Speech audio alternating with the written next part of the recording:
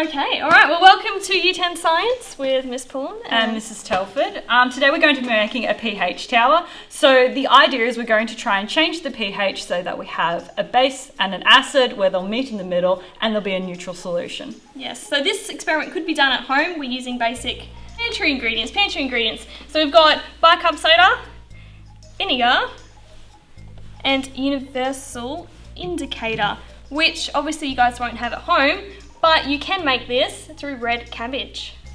Okay. Do you want to add the indicator? So right, we've got here, this is just water, pH of water. So Telford, the pH of the water should be 7, so it should be neutral. If it's safe to drink, it's neutral.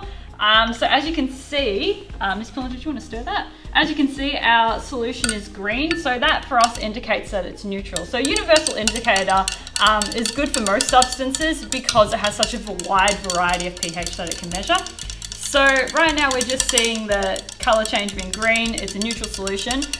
Once that's stirred through, I'm going to add in some bicarb soda. So bicarb soda is a basic substance, which means that it has quite a high pH. What does it have? A pH of 9? Yeah, about 9, I think. So you can see that colour change here. So the darker the colour, so when it's like a blue or a purple or a dark green, that means that it's actually basic. And now we're going to add an acid. An acid. So our acid today is vinegar. Okay. Dribble it in. And so what we want to see here is you can see the colour change. So this is, the indicator is showing that the water is now going from basic to acidic up the top. And hopefully, with a little bit of stirring, we can get another colour in there. So down the bottom you can see that it's still blue. That's because it's still basic down the bottom. You should be able to see a green colour around about the middle, which is indicating that it's an almost neutral solution. And towards the top you can see a yellow towards an orange sort of up the top here, and that means that it's acidic. If Miss Pullen adds more of an acid, then we'll get more of a colour up the top here. Hopefully if we do this gently, we should get a stronger red, showing that it's more acidic just right up the top. We have a stronger acid, which you guys won't have at home. It's called sulfuric acid. It's quite strong, so if I put it at the top, it should cause another change at the top. So I should see a bright red. Because it's more dense, this acid is actually going to sink down a little bit. Yep, so you can see the colour changes to red. Excellent.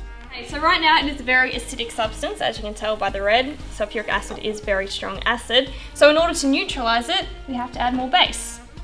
We've got bicarb soda again. And let's see how much of this we need to get this back to neutral. So remember, if it's neutral, it's a green colour. And it will bubble up. And probably spill. Which is fine.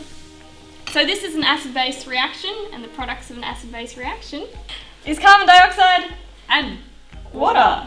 Yes. So and our carbon dioxide forming over here is obviously that gas that you see. So when something bubbles, that means a gas is forming.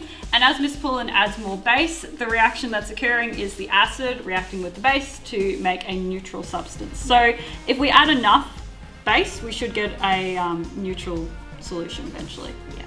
And you see all the bubbles, that's because the gas was released in the reaction. If you look at the top, you can see where all the bicarb is. It's that deep purple. So if I stir it, then that colour should spread throughout, and I should, by the end of this, have a green solution. We might need a fair bit of bicarb because we used a lot of acid. Sulfuric acid is very strong. Okay.